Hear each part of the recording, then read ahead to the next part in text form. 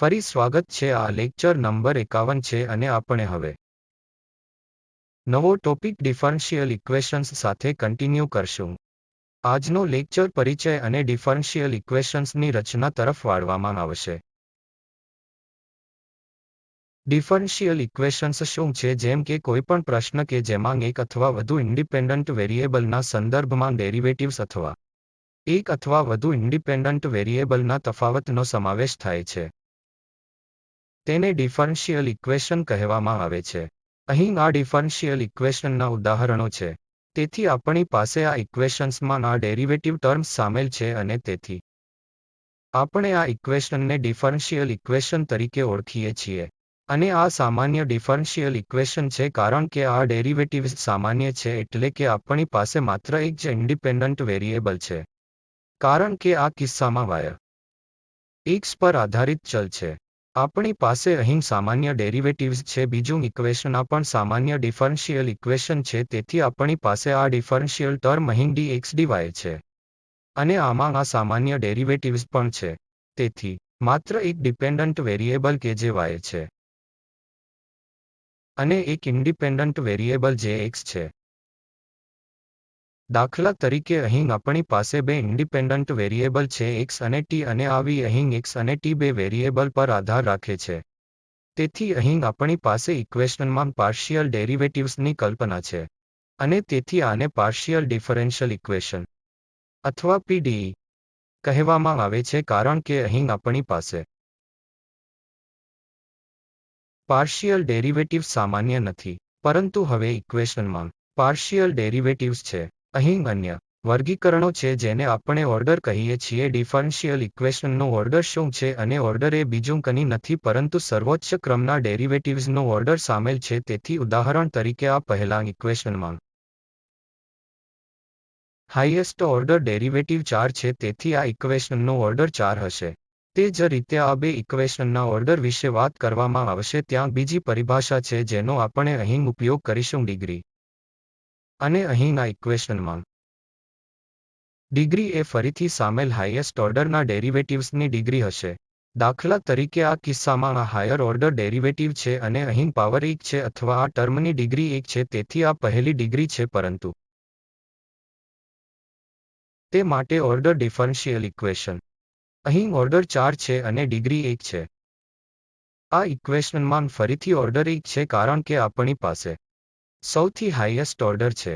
તે પહેલો ઓર્ડર છે, જેમ કે dy dx ટર્મ અહીં હાજર રહેશે, બીજું કંઈ નહીં, અથવા પહેલા ઓર્ડરના તફાવતો આ કિસ્સામાં હાજર છે અને ડિગ્રી પણ 1 છે. અને આ કિસ્સામાં અહીં ઓર્ડર 3 છે, તેથી ત્રીજા ઓર્ડરના ડેરિવેટિવ ટર્મ્સ છે. અને ડિગ્રી 2 છે કારણ કે હાઈએસ્ટ ઓર્ડર ડેરિવેટિવ ડિગ્રી 2 માં દેખાય છે, તેથી આ ડિફરન્શિયલ ઇક્વેશનની ડિગ્રી 2 છે. અને ઓર્ડર 3 છે. આગળના વર્ગીકરણો વિશે વાત કરવામાં આવશે, જેમ કે લિનિયર અને નોનલિનિયર ડિફરન્શિયલ ઇક્વેશન્સ. અહીં આપણે એક ડિફરન્શિયલ ઇક્વેશનને લિનિયર કહેવામાં આવે છે જો દરેક ડિપેન્ડન્ટ વેરિયેબલ અને દરેક ડેરિવેટિવ માત્ર પહેલી ડિગ્રીમાં થાય છે. તેથી જો આપણે ઉત્પાદન અથવા શક્તિ જોતા નથી, પછી આપણી પાસે લિનિયર ટર્મ છે, જેનો અર્થ થાય છે ડિપેન્ડન્ટ વેરિયેબલ અને અથવા ડેરિવેટિવ્સનું કોઈ પ્રોડક્ટ થતું નથી. પછી આપણી પાસે લિનિયર ઇક્વેશન છે, અને જો ડિફરન્શિયલ ઇક્વેશન લિનિયર ન હોય તો આપણે નોન લિનિયર ઇક્વેશનને નોન લિનિયર કહીએ છીએ, જે ડેરિવેટિવનું પ્રોડક્ટ છે અથવા ડેરિવેટિવ્સ સાથે ડિપેન્ડન્ટ વેરિયેબલ એક્ઝિસ્ટ કરતા નથી. દરેક લિનિયર ઇક્વેશન પ્રથમ ડિગ્રીનું છે, જે સ્પષ્ટ છે. તેથી કારણ કે લિનિયર ઇક્વેશનમાં આપણી પાસે કોઈ પ્રોડક્ટ અથવા કોઈ પાવર નથી, તેથી તે પ્રથમ ડિગ્રી હશે, પરંતુ દરેક પ્રથમ ડિગ્રી ઇક્વેશન લિનિયર ન હોઈ શકે. કારણ કે ઉદાહરણ તરીકે અહીં આ બીજો ઓર્ડર ઇક્વેશન છે અને ડિગ્રી અહીં 1 છે. કારણ કે ડિગ્રીને હાઈએસ્ટ ઓર્ડરના પદની આ હાઈએસ્ટ ડિગ્રી તરીકે વ્યાખ્યાયિત કરવામાં આવે છે, પરંતુ આ ઇક્વેશન નોનલિનિયર છે કારણ કે આ પ્રોડક્ટ y અને dy ઓવર dx છે. તેથી આ નોનલિનિયર ઇક્વેશન છે અને તે પ્રથમ ડિગ્રી છે, પરંતુ તે નોન લિનિયર છે. તેથી દરેક લિનિયર ઇક્વેશન પ્રથમ ડિગ્રીનું છે, પરંતુ દરેક પ્રથમ ડિગ્રી ઇક્વેશન લિનિયર નહીં હશે. હવે ડિફરન્શિયલ ઇક્વેશનના સોલ્યુશન પર આવીએ છીએ, જેથી ડિપેન્ડન્ટ અને ઇન્ડિપેન્ડન્ટ વેરિયેબલ વચ્ચેનો કોઈપણ સંબંધ ડેરિવેટિવ ટર્મ્સ વિના, કારણ કે સોલ્યુશનમાં આપણે ડેરિવેટિવ્સ જોવા નથી માંગતા, ડેરિવેટિવ્સ ઇક્વેશન અને ડિફરન્શિયલ ઇક્વેશનમાં હશે. આ ડિપેન્ડન્ટ અને ઇન્ડિપેન્ડન્ટ વેરિયેબલ વચ્ચેનો કોઈપણ સંબંધ જે ડિફરન્શિયલ ઇક્વેશનને સંતોષે છે તેના સોલ્યુશન અથવા ડિફરન્શિયલ ઇક્વેશનનું ઇન્ટિગ્રલ કહેવાય છે. દાખલા તરીકે આપણે આ ફંક્શનને y અને x વચ્ચેના આ સંબંધને આર્બિટરી કોન્સ્ટન્ટ્સ સાથે લઈએ છીએ. આપણે શું તપાસી શકીએ કે આ ડિફરન્શિયલ ઇક્વેશનનું સોલ્યુશન છે ડબલ પ્રાઇમથી y અને dy ઓવર x અને y પ્રાઇમ ઇક્વલ છે આ માટે સોલ્યુશન છે, કારણ કે આ સંબંધ આ ડિફરન્શિયલ ઇક્વેશનને સંતોષે છે, જેને આપણે સરળતાથી ચકાસી શકીએ છીએ, કારણ કે જો આપણે અહીં y નું ડેરિવેટિવ લઈશું તો આપણને minus a over x square મળશે, અને કારણ કે આપણી પાસે ઇક્વેશનમાં બીજું ડેરિવેટિવ પણ છે, તેથી આપણે બીજા ઓર્ડરના ડેરિવેટિવ માટે જઈશું. અહીં y second order derivative minus 2a હશે. તેથી ફરીથી આ માઇનસ માઇનસ પ્લસ થશે અહીં ઓવર x ક્યુબ, જે સેકન્ડ ઓર્ડર ડેરિવેટિવ છે, અને આપણે આને અહીં ઇક્વેશનમાં સબસ્ટિટ્યુટ કરીએ છીએ. તેથી આ અહીં પહેલું બીજું છે, તેથી આપણી પાસે આ x ક્યુબની 2 ઓવર છે, અને પછી પ્લસ આ 2 ઓવર x, અને અહીં ફર્સ્ટ ઓર્ડર ટર્મ કે જે minus a over x square છે. આપણે અહીં 2a ઓવર x ક્યુબ અને અહીં પણ 2 ઓવર x ક્યુબ શું જોઈએ છે, જેથી તે રદ થઈ જશે અને આપણને 0 મળશે, જે ઇક્વેશનની રાઇટ હેન્ડ સાઇડ છે. આપણે જે અવલોકન કર્યું છે કે આ સંબંધ આ આપેલ સંબંધ y a over x plus b સમાન છે. આ ડિફરન્શિયલ ઇક્વેશનનું સોલ્યુશન છે, કારણ કે આ સંબંધ આ ડિફરન્શિયલ ઇક્વેશનને સંતોષે છે. અને હવે આપણે આ ડિફરન્શિયલ ઇક્વેશનની રચનાની દિશામાં જઈશું, તેથી તે પહેલાં આપણે આ કર્વના કુટુંબનો પરિચય કરવાની જરૂર છે. n પરિમાણો વળાંકોનું કુટુંબ એ આ સ્વરૂપના રિલેશનનો સેટ છે. તેથી અહીં xy ત્યાં એક રિલેશન xy છે, જે આ ઇક્વેશન દ્વારા વ્યાખ્યાયિત થયેલ છે fxy cx2 cn. આ અંતિમ પરિમાણો અહીં 0 ની બરાબર છે. આ પરિમાણોને બદલવાથી તમને અહીં અલગ અલગ કર્વ મળશે. કે તે કર્વનું કુટુંબ શું છે, કારણ કે આ c ના વિવિધ મૂલ્યો આપણી પાસે એક અલગ કર્વ છે. અને અહીં આપેલા ઉદાહરણો આ સંકેન્દ્રિત વર્તુળોનો પહેલો સમૂહ જો આપણે લઈએ તો તેનો અર્થ એ થાય કે x square plus y square equal c છે. અને c એક પરિમાણ છે, તેથી એક પરિમાણ કુટુંબ, અને c નોન નેગેટિવ રિયલ સંખ્યાઓ લે છે, કારણ કે અહીં x square plus y square છે, તેથી તે પોઝિટિવ હોવું જોઈએ, તેથી આ થશે. અથવા નોન નેગેટિવ નહીં, તેથી આ c નોન નેગેટિવ ન હોવું જોઈએ, તેથી તે નોન નેગેટિવ રિયલ મૂલ્યો લઈ રહ્યું છે. અને c ના જુદા જુદા મૂલ્યો માટે આ એક જ કેન્દ્રના સર્કલના ઇક્વેશન્સ છે. અહીં તે એક કુટુંબ છે જ્યાં આપણી પાસે માત્ર એક પરિમાણ છે જે c છે, અને જો આપણે c બદલવાનું ચાલુ રાખીશું તો આપણને સમાન કેન્દ્ર અને વિવિધ ત્રિજ્યા સાથે વર્તુળો મળશે. ફરીથી આ વર્તુળોનો સેટ જો આપણે અહીં લઈએ તો હવે આપણે કેન્દ્ર સાથે અને ત્રિજ્યા સાથે પણ અલગ અલગ હોઈએ છીએ. તેથી આ અહીં બધા વર્તુળોનો સેટ છે. આપણે c1 c2 અને c3 પસંદ કરી શકીએ છીએ, જેથી c1 c2 કોઈપણ રિયલ નંબર અને c3 એ પોઝિટિવ એ નોન નેગેટિવ રિયલ નંબર છે. તે કિસ્સામાં આ 3 પરિમાણોનું કુટુંબ છે c1 c2 c3. પહેલાનું એક પરિમાણનું કુટુંબ હતું, કારણ કે તે કિસ્સામાં માત્ર ત્રિજ્યા જ બદલાતી હતી. અહીં આપણી પાસે આ વર્તુળના આ પરિવારના વર્તુળોના જુદા જુદા કેન્દ્રો અને અલગ અલગ ત્રિજ્યા છે. આ વર્તુળોનું 3 પરિમાણોનું કુટુંબ છે. અને હવે આપણે એ પણ અવલોકન કરીએ છીએ કે ડિફરન્શિયલ ઇક્વેશનનું સોલ્યુશન જે આપણે અગાઉના ઉદાહરણમાં પણ જોયો છે તે કર્વનું કુટુંબ બીજું કંઈ નહીં પણ કર્વનું કુટુંબ, જે આપણે આગળની સ્લાઇડ્સમાં પણ અવલોકન કરીશું. વળાંકના આપેલ n પરિમાણના કુટુંબ માટે ડિફરન્શિયલ ઇક્વેશનની આ રચના કેવી રીતે કરવી તે કેવી રીતે મેળવવું. તેથી જો આપણી પાસે કર્વનું આ n પરિમાણ કુટુંબ હોય તો આપણે અહીં શું જોઈએ છીએ?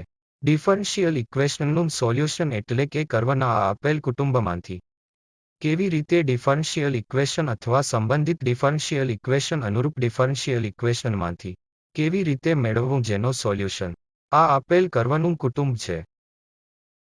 n આર્બિટરી કોન્સ્ટન્ટ્સ ધરાવતા કર્વના આપેલ કુટુંબમાંથી આપણે n મો ક્રમ ડિફરન્શિયલ ઇક્વેશન મેળવી શકીએ છીએ જેનું સોલ્યુશન આપેલ કુટુંબ છે. તેથી ડિફરન્શિયલ ઇક્વેશન્સનો ઓર્ડર ખરેખર કેટલા પરિમાણ પરિવાર પર આધારિત છે. આપણે આને ખરેખર કેવી રીતે મેળવવું તે અહીં લીધું છે જેથી આપેલ ઇક્વેશન અને સમયમાં તફાવત કરો અને આપણને વધારાના ઇક્વેશન્સ મળે છે. ત્યાં આપેલ n પરિમાણ કુટુંબનો પ્રશ્ન હતો જે આપણે અલગ કરીએ છીએ. આ કુટુંબને અલગ કરવાનું ચાલુ રાખો. જ્યારે આપણે આ n વખતનો તફાવત કાઢીએ ત્યારે n વધુ ઇક્વેશન્સ મળશે અને આ n+1 કુલ ઇક્વેશન્સમાંથી આપણે અહીં પરિમાણોની આ કોન્સ્ટન્ટ ટર્મ્સને દૂર કરીશું અને પછી આપણને ઇક્વેશન મળશે જેમાં ફક્ત ડેરિવેટિવ્સ ટર્મ્સ અને તે પેરામીટર્સથી મુક્ત ડિપેન્ડન્ટ ઇન્ડિપેન્ડન્ટ વેરિયેબલ હશે. અહીં આ n+1 ઇક્વેશન્સમાંથી તેને દૂર કરીને આપણે n માં ક્રમનું ડિફરન્શિયલ ઇક્વેશન મેળવીશું. તેથી આપણે ઉદાહરણોની મદદથી જોઈશું કે આ રચના અહીં કેવી રીતે કાર્ય કરે છે. આપણે હવે આ ઉદાહરણને અહીં કન્સિડર કરીએ છીએ. તેથી આપણે ડિફરન્શિયલ ઇક્વેશન મેળવીશું જે આ સંબંધ દ્વારા સંતોષકારક છે. x y a power x અને plus b power -x plus આ x સ્ક્વેર છે. તે કર્વનું બે પરિમાણ કુટુંબ છે. તેથી આપણી પાસે a અને b છે. તેઓ અહીં a અને b આર્બિટરી કોન્સ્ટન્ટ્સ છે. આપણી પાસે કર્વનું આ બે પરિમાણો કુટુંબ છે. તેથી વળાંકના આ બે પરિમાણો પરિવારમાંથી આપણે અપેક્ષા રાખીએ છીએ કે અનુરૂપ ડિફરન્શિયલ ઇક્વેશન એ બીજા ઓર્ડરના ડિફરન્શિયલ ઇક્વેશન હશે.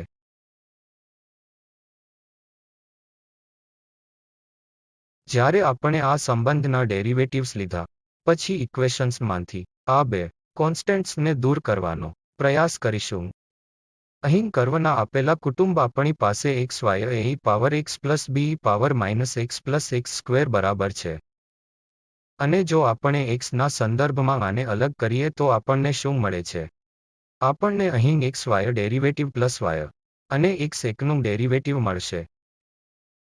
તે x y prime plus y છે જે આ x y ટર્મ્સનું ડેરિવેટિવ છે. તેથી પ્રોડક્ટનો નિયમ હવે a પાવર x નું ડેરિવેટિવ છે જે a પાવર x છે અને પછી અહીં -x હશે a પાવર -x હશે. તે અહીં અને ડેરિવેટિવ આ x સ્ક્વેરનો તે 2x છે. તેથી આપણે આને માત્ર એક જ વાર x ના સંદર્ભમાં ડિફરન્શિએટ કર્યો છે અને હવે આપણે તેને ફરી એક વાર ડિફરન્શિએટ કરવો પડશે કારણ કે આપણે અહીં ઇક્વેશનમાં બે આર્બિટરી કોન્સ્ટન્ટ્સ જોઈએ છીએ. જો આપણે ફરી એક વાર ડિફરન્શિએટ કરીએ આ x અને y ડબલ પ્રાઇમમાંથી આપણે શું મેળવીશું અને આપણને આ y પ્રાઇમ મળશે. અહીં પણ y પ્રાઇમ મળશે. તે બે y પ્રાઇમ છે અને અહીં e પાવર x જે અહીં છે તેમ જ રહેશે પ્લસ બનશે. આપણી પાસે પ્લસ b પાવર -x છે અને પછી આપણી પાસે આ બે છે. તેથી હવે આ બે વખત પહેલાથી જ ડિફરન્શિએટ થઈ ગયા છે. અને હવે તમે આ કોન્સ્ટન્ટને દૂર કરવા માંગો છો તો આપણે અહીં શું જોઈએ છીએ કે e પાવર x થાય છે અને પ્લસ આ b પાવર -x જે આ આપેલ સંબંધમાં પણ છે. તેથી જો આપણે અહીંથી ઉદાહરણ તરીકે જો આપણે તેને બદલીએ e power x plus b power -x અને તેને અહીં આ ઇક્વેશનમાં મૂકીએ પછી આ કોન્સ્ટન્ટ ટર્મ્સ દૂર કરવામાં આવશે અને આપણને એક ઇક્વેશન મળશે જેમાં ડેરિવેટિવ ટર્મ્સ ડિપેન્ડન્ટ વેરિયેબલ અને ઇન્ડિપેન્ડન્ટ વેરિયેબલ હશે. અહીં આ ઇક્વેશનનો ઉપયોગ કરીને જેને આપણે ઇક્વેશન નંબર 1 તરીકે ઓળખીએ છીએ. તેથી હવે આપણે શું મેળવીશું? આ x y ડબલ પ્રાઇમમાં y પ્રાઇમ બરાબર છે. તેથી આને x y -x સ્ક્વેર દ્વારા બદલવામાં આવે છે. તેથી અહીં x y -x સ્ક્વેર અને આ પ્લસ 2. તેથી હવે આપણે અહીં આ ડિફરન્શિયલ ઇક્વેશન મેળવ્યું છે જે બે પરિમાણવાળા કર્વના આ કુટુંબને અનુરૂપ છે. અથવા બીજા શબ્દોમાં કહીએ તો આ ડિફરન્શિયલ ઇક્વેશનનું સોલ્યુશન બીજું કંઈ નથી, પરંતુ કર્વના બે પરિમાણ પરિવારનું આ આપેલ કુટુંબ છે. તે એ છે કે આપેલ કુટુંબમાંથી આ ડિફરન્શિયલ ઇક્વેશન્સની રચના કેવી રીતે કાર્ય કરે છે. અલબત્ત મુખ્યત્વે આ આવનારા લેક્ચર્સમાં આપણે ખરેખર જોશું કે આ આપેલ ડિફરન્શિયલ ઇક્વેશનમાંથી આ કેવી રીતે શોધવું, તે કર્વના આ કુટુંબને કેવી રીતે મેળવવું. આપણી પાસે જનરલ અને પર્ટિક્યુલર સોલ્યુશનનો બીજો ખ્યાલ છે. ચાલો આ n-માં ઓર્ડરનું ડિફરન્શિયલ ઇક્વેશન છે, તેથી અહીં આપણી પાસે આ n-માં ઓર્ડરના ડેરિવેટિવ્ઝ અને અન્ય નીચલા ઓર્ડરના ડેરિવેટિવ્ઝ પણ આ ડિપેન્ડન્ટ વેરિયેબલ x અને y છે, કારણ કે સંબંધનો અર્થ ડિફરન્શિયલ ઇક્વેશન છે. n-માં ડિફરન્શિયલ ઓર્ડર ડિફરન્શિયલ જનરલ સોલ્યુશનને આપણે શું કહીએ છીએ? તે n ઇન્ડિપેન્ડન્ટ આર્બિટરી કોન્સ્ટન્ટ્સ ધરાવતો સોલ્યુશન છે, તેથી સામાન્ય સોલ્યુશનમાં પણ પાછલી સ્લાઇડમાં આપણે જે અવલોકન કર્યું છે તે આપણે કર્વના બે પરિમાણ પરિવાર સાથે શરૂ કર્યું છે, અને પછી અનુરૂપ ડિફરન્શિયલ ઇક્વેશન એ બીજા ઓર્ડરનું ડિફરન્શિયલ ઇક્વેશન હતું. અથવા બીજી રીતે, જ્યારે પણ આપણી પાસે બીજા ઓર્ડરનું ડિફરન્શિયલ ઇક્વેશન હોય અને આપણે આ ઇક્વેશન્સનું સોલ્યુશન શોધીએ, અથવા અન્ય આ ડિફરન્શિયલ ઇક્વેશનના જનરલ સોલ્યુશનને કહીએ, તો તેના સોલ્યુશનમાં બે આર્બિટરી કોન્સ્ટન્ટ્સ અથવા બે પરિમાણો હશે. અહીં તે જનરલ સોલ્યુશનની વ્યાખ્યા છે જે n ઇન્ડિપેન્ડન્ટ આર્બિટરી કોન્સ્ટન્ટ્સ ધરાવે છે. આપેલ ડિફરન્શિયલ ઇક્વેશનના આ ડિફરન્શિયલ ઇક્વેશનનો કોઈપણ સોલ્યુશન અને જો આ આવા n-માં ઓર્ડરના જનરલ ડિફરન્શિયલ ઇક્વેશનને અનુરૂપ n ઇન્ડિપેન્ડન્ટ આર્બિટરી કોન્સ્ટન્ટ્સ હોય, તો આપણે આ સોલ્યુશનને જનરલ સોલ્યુશન તરીકે ઓળખીએ છીએ. બીજું એક જે આપણે પર્ટિક્યુલર સોલ્યુશન વિશે વાત કરી રહ્યા છીએ, તેથી આ ગુણાંકને અમુક મૂલ્યો આપવા જે કેટલીક અન્ય પૂરક સ્થિતિઓ પર આધાર રાખે છે, તે ડિફરન્શિયલ ઇક્વેશન સાથે આપવામાં આવી શકે છે. અન્ય માહિતીના આધારે જો આપણે આ ગુણાંકનું મૂલ્યાંકન કરી શકીએ, કારણ કે આ એક જનરલ સોલ્યુશન છે, તે આ n પરિમાણોના કર્વના પરિવાર સિવાય બીજું કંઈ નથી. તેથી પરંતુ પર્ટિક્યુલર સોલ્યુશન્સ હોવાનો અર્થ પર્ટિક્યુલર કર્વ છે, જેથી તે ત્યારે જ શક્ય બને જ્યારે કેટલીક અન્ય પૂરક સ્થિતિઓ ડિફરન્શિયલ ઇક્વેશન સાથે પૂરી પાડવામાં આવે, અને પછી આ પૂરક પરિસ્થિતિઓ સાથે ડિફરન્શિયલ ઇક્વેશન તરીકે આપણને પર્ટિક્યુલર સોલ્યુશન્સ મળશે. અહીં પર્ટિક્યુલર સોલ્યુશનનો અર્થ છે એક અથવા વધુ ઇન્ડિપેન્ડન્ટ કોન્સ્ટન્ટ્સને પર્ટિક્યુલર મૂલ્યો આપતો સોલ્યુશન. સામાન્ય રીતે તે ભૌતિક મોડેલમાંથી કરવામાં આવે છે કે સમસ્યાના ભૌતિકશાસ્ત્રના આધારે કેટલીક વધારાની શરતો આપવામાં આવે છે, અને પછી આપણે ખરેખર કેટલાક અથવા આ બધા અચલને કમ્પ્યુટ કરી શકીએ છીએ. અને અહીંના સોલ્યુશનમાં હવે ઇન્ડિપેન્ડન્ટ આર્બિટરી કોન્સ્ટન્ટ્સ નથી કે જેને આપણે પર્ટિક્યુલર સોલ્યુશન તરીકે ઓળખીએ છીએ. અને આપણે પહેલેથી જ ચર્ચા કરી છે કે ડિફરન્શિયલ ઇક્વેશનના સોલ્યુશનમાં આર્બિટરી કોન્સ્ટન્ટ્સની સંખ્યા ડિફરન્શિયલ ઇક્વેશનના ઓર્ડર પર આધારિત છે. અને ખરેખર આપણે ઓછામાં ઓછા ઉદાહરણો દ્વારા જોયું છે કે n-માં ઓર્ડરના જનરલ સોલ્યુશનમાં n આર્બિટરી કોન્સ્ટન્ટ્સ હશે. અહીં હવે ચાલો આપણે ફક્ત ઉદાહરણો પર જઈએ. તો અહીં આપણે દાખલા તરીકે dx² ઉપર ડિફરન્શિયલ ઇક્વેશન છે, અને -4 ટાઈમ્સ y એ 0 બરાબર છે. તે જનરલ સોલ્યુશન છે. આપણે ટેકનિક શોધી રહ્યા નથી, અથવા સોલ્યુશન શોધવા માટે કોઈપણ ટેકનિકનો ઉપયોગ કરી રહ્યા નથી, જેની ચર્ચા હવે પછીના લેક્ચરમાં કરવામાં આવશે. અહીં આપણે ફક્ત વ્યાખ્યાઓ આપી રહ્યા છીએ. તેથી ઉદાહરણ તરીકે આ y બરાબર છે x-c². તેથી આ સોલ્યુશન છે. આ ડિફરન્શિયલ ઇક્વેશનને સંતોષે છે. તેથી જો અહીં આપણે dx પર dy મેળવીએ, દાખલા તરીકે, તે 2 ટાઈમ્સ x-c હશે. અને જો આપણે હવે આ ડિફરન્શિયલ ઇક્વેશનમાં બદલીશું તો શું થશે? 2 ટાઈમ્સ આ x-c² અને -4 ટાઈમ્સ y એટલે x-c². અને અહીં પણ આપણી પાસે x-c² માટે છે. ત્યાં 4 વખત આ x-c² હતો, તેથી આ રદ થશે. અને આપણે જે અવલોકન કરીએ છીએ તે અહીં સોલ્યુશન છે જે આ ડિફરન્શિયલ ઇક્વેશનને સંતોષે છે. અને તેથી આ એક સોલ્યુશન પણ છે જેમાં આ એક આર્બિટરી કોન્સ્ટન્ટ આ c છે. c ના કોઈપણ મૂલ્ય માટે આ ડિફરન્શિયલ ઇક્વેશનને સંતોષશે જે આપણે અવલોકન કર્યું છે. સી એક આર્બિટરી કોન્સ્ટન્ટ છે અને અહીંનો ઓર્ડર 1 હતો. આ ડિફરન્શિયલ ઇક્વેશનનો ઓર્ડર 1 હતો અને સોલ્યુશનમાં આપણી પાસે એક આર્બિટરી કોન્સ્ટન્ટ્સ છે, તેથી આપણે તેને જનરલ સોલ્યુશન તરીકે ઓળખીએ છીએ. પર્ટિક્યુલર સોલ્યુશન માટે જો આપણે કોઈ પણ આપીએ તો આપણે આ સીને કોઈ પણ મૂલ્ય અસાઇન કરીએ છીએ.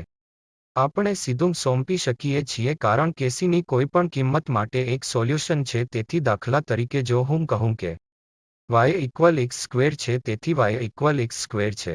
આ વિવિધ ઇક્વેશનનો પણ સોલ્યુશન છે અને ફક્ત આ સીને 0 પર સેટ કરીને. પરંતુ હવે આ એક પર્ટિક્યુલર સોલ્યુશન છે. કહો કે પેરાબોલા એક નિશ્ચિત પેરાબોલા છે. પરંતુ અહીં તે પેરાબોલા આ પેરામીટર પર આધાર રાખે છે. તે પેરાબોલાસનું કુટુંબ હતું. પરંતુ હવે આ પરિવારમાંથી આપણી પાસે એક પર્ટિક્યુલર કર્વ છે. તેથી જો આપણે આને જનરલ સોલ્યુશન નહીં પણ પર્ટિક્યુલર સોલ્યુશન તરીકે કહીએ તો આ જનરલ સોલ્યુશન હતો. બંને પાસે સોલ્યુશન છે પરંતુ એક જનરલ સોલ્યુશન છે, બીજો એક પર્ટિક્યુલર સોલ્યુશન છે. અથવા એક પેરામીટર કર્વના આ પરિવારમાંથી પર્ટિક્યુલર કર્વ અન્ય ઉદાહરણ છે જે આપણે અહીં જોઈ શકીએ છીએ. તેથી આ ઉદાહરણ નંબર 2 છે. અહીં આપણે આ y પ્રાઇમ માઇનસ x અને y પ્રાઇમ હોલ સ્ક્વેરને 0ની બરાબર ગણીએ છીએ.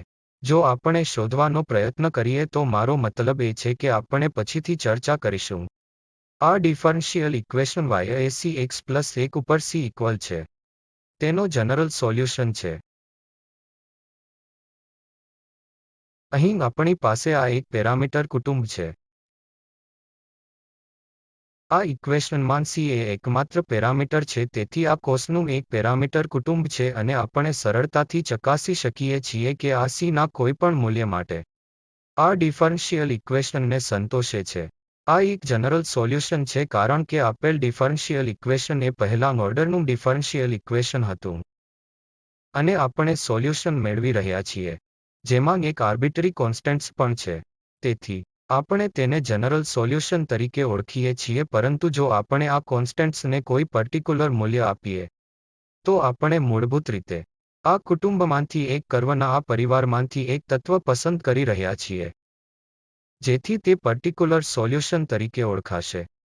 દાખલા તરીકે આ કિસ્સામાં જો આપણે આ c ઇક્વલ 1 લઈએ તો અહીં આપણે c ઇક્વલ 1 લઈએ છીએ. આપણે c ઇક્વલ 1ને ઠીક કરીએ છીએ અને તે કિસ્સામાં આ y એ x પ્લસ 1 સમાન છે જે ડિફરન્શિયલ ઇક્વેશનને પણ સંતોષશે અને જે ફરીથી સરળતાથી જોઈ શકે છે. તેથી y આ x પ્લસ 1 છે અને અહીં y પ્રાઇમ 1 હશે અને આ x માઇનસ અને પછી ફરીથી y પ્રાઇમ જે 1 હોલ સ્ક્વેર છે તે 1 બરાબર છે.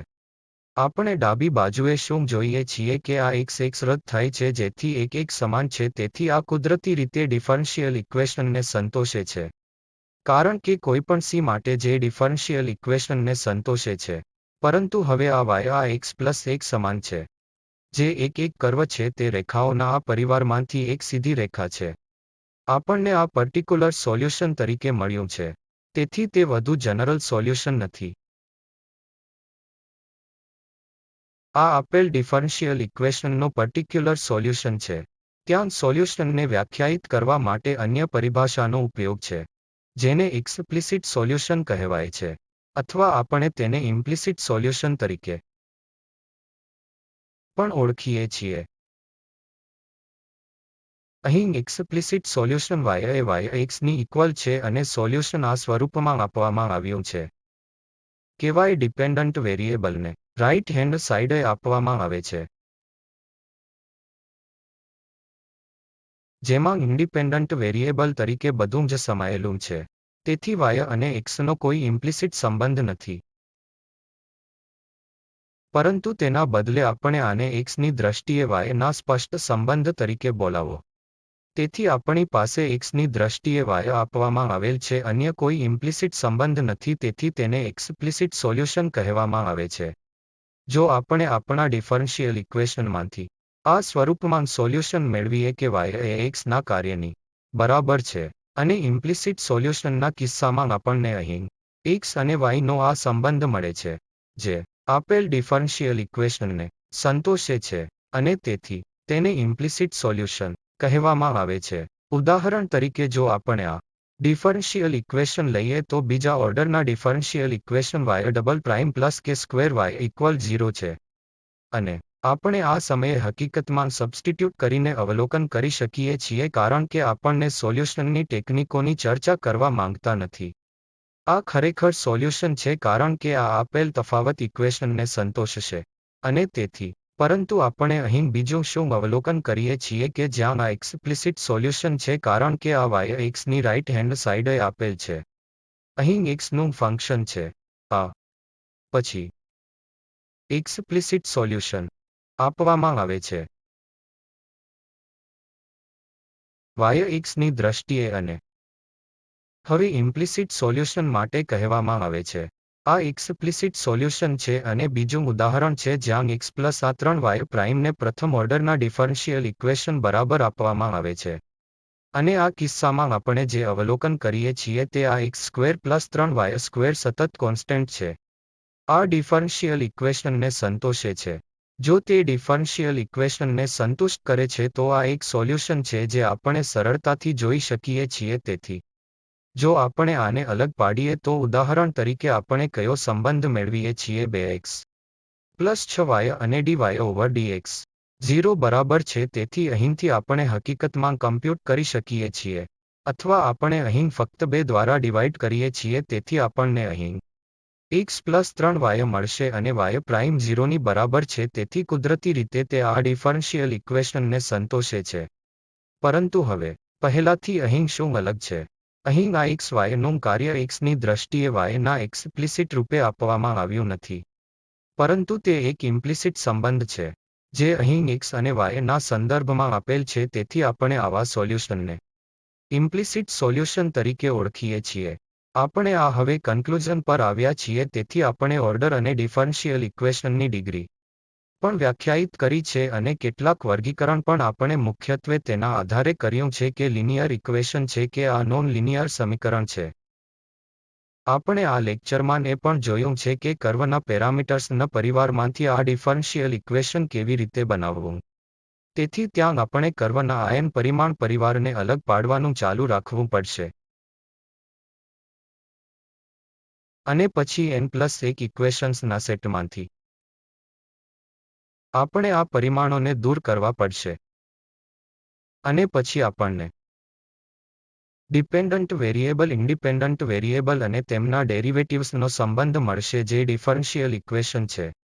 ભવિષ્યના લેક્ચર્સમાં હવે ખરેખર શું આવશે કે આપેલ ડિફરન્શિયલ ઇક્વેશનનો સોલ્યુશન કેવી રીતે શોધવો, જેથી સોલ્યુશન કેવી રીતે શોધવો, કર્વ્સનું કુટુંબ કેવી રીતે શોધવું કે કર્વનું કોઈ પર્ટિક્યુલર કુટુંબ અથવા તેના કર્વનું જનરલ કુટુંબ એ આપેલ ડિફરન્શિયલ ઇક્વેશનના સોલ્યુશન તરીકે હશે.